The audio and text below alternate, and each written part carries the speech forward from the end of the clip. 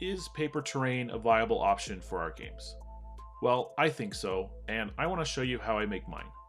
After gathering together all the basic supplies that I need, I grab my printed sheets and I start rough cutting out each individual piece. I do this because I don't want to work with an entire sheet of paper in my hand as I'm doing the fine cuts, so I'd rather do the rough cuts with some scissors and get each individual piece out, and then go back and use either the scissors or an X-Acto knife to get the really fine details that I need to fold later on. Plus, this gives me a good way of counting or seeing how many things I have or have prepared for the game, and I can print out more, or maybe I can leave out a few that I don't want to spend the time folding and gluing together. With the rough cutting done, I'm left with a pile of pieces ready for trimming. And the trimming process for all of these pieces is essentially the same. Grabbing my X-Acto knife or a pair of scissors, I trace along the outer edge and cut off all of the excess bits that were left during the rough cuts. And if I'm using an X-Acto knife, I can definitely use a straight edge or a ruler to get nice crisp lines. But I find that that's not necessary. You can totally freehand all of these cuts, and even if your lines aren't perfectly straight or they're a little wobbly, it works out in the end. Paper terrain is really flexible and it can still get great results even if your lines aren't perfect. Paper terrain is about this low commitment, and you don't have to worry about making mistakes. It's still going to work out.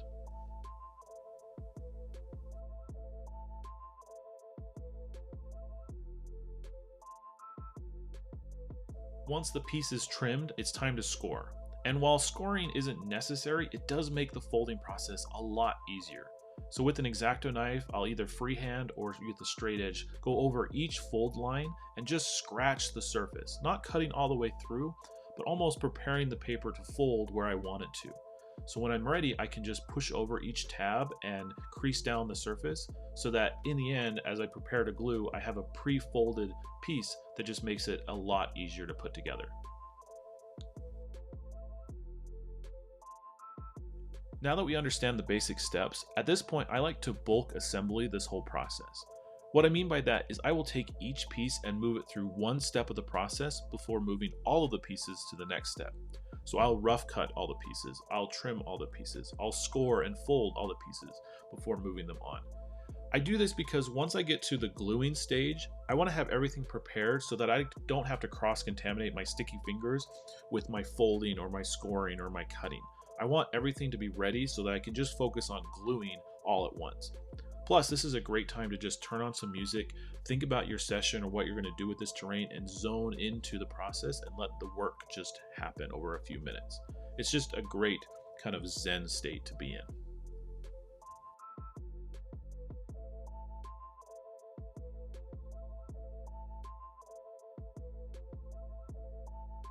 Now that everything is prepped, I'm ready to start gluing.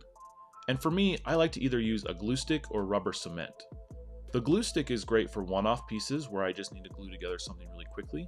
I'll add a bit of glue to each tab as well as underneath where each tab is going to go to really improve that connection. Afterwards, I'll start folding and pushing each piece into position and pinching with my fingers where the tabs are going to go. But as I reach the final fold, this is where I've had the most frustration with paper terrain in the past. Trying to slide that final tab or make that final gluing connection is really nerve-wracking because I'm constantly worried about crushing my piece. That's why I've tried to address it by leaving off the bottom so that I always have access to either reach in and pinch and press or use a tool to push down on the tabs where I need them. It's a bit of a trade-off, but in the end I still have a solid bit of terrain that I can use and put together quickly and not have to worry about crushing it. So let's set aside that finished column and repeat the process, but this time with rubber cement. We're going to take advantage of two special properties of rubber cement that makes it perfect for bulk gluing paper terrain. The first is after putting down glue on each tab and the underside where each tab is going to go, I can actually set the piece aside and let the glue dry a minute. Rubber cement remains tacky even if it's a little dry, and so it gives us a little bit of wiggle room to put down glue on multiple pieces. It's not indefinite, but it gives me about a minute or two to put down glue on multiple pieces before I worry about pushing and pressing each piece together. And the second reason why I like using rubber cement is that once it's dry, it actually doesn't stick to our fingers very well. This lets me grab and move from fold to fold without gumming up my fingers with a bunch of glue. But I do have to be careful because rubber cement is a contact glue. So once a face comes in contact with other rubber cement, it's going to try to stick. So I have to be a little bit more thoughtful and a little bit more deliberate with how I'm lining everything up. But because of its paper terrain, I don't have to be perfect. I just have to get close and I should be good to go. Now we're right back to assembly lining this. So turn on some tunes and just go to town on gluing. And once I finish gluing, they're essentially ready to go. I have this pile of brand new terrain that's ready for the table.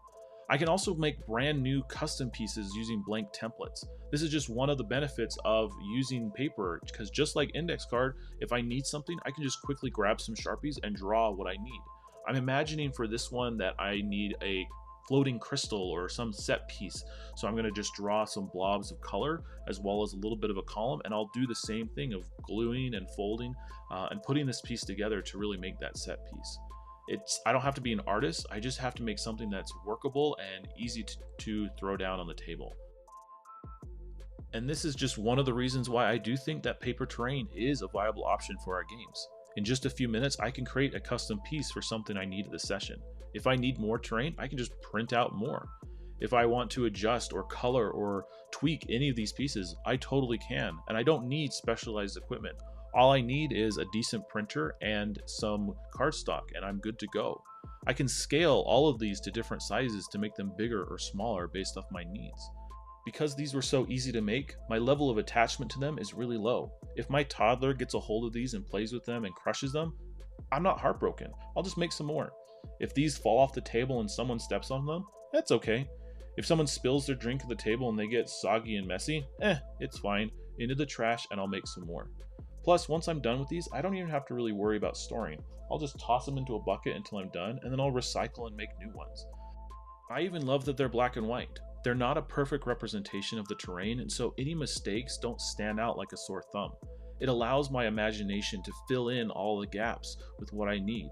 And if I really do want, I can grab a crayon or some colored pencils and draw in some browns and grays for the desert or greens and browns for the forest. It's whatever I want. And building the scenes of the table is really easy. I don't want to make a perfect representation. I just use each piece to kind of give the sense, the idea, the feeling of the scene. So I'll grab my hut and I'll put it down a few walls, and I've got a fence and a courtyard for my witch's hut. Maybe a column or two to add some height or variety. I'll grab my stalagmites and throw out this cave and different places to hide or duck around, a path to follow. Maybe I'll move things around and I'll throw down the columns to create a scene, a space that looks out onto that crystal column that I designed, as well as the walls to kind of hem everything in. And this is the space that we're playing with. It's not perfect, but it's enough to play and enjoy some time around the table with friends. That's what it's all about.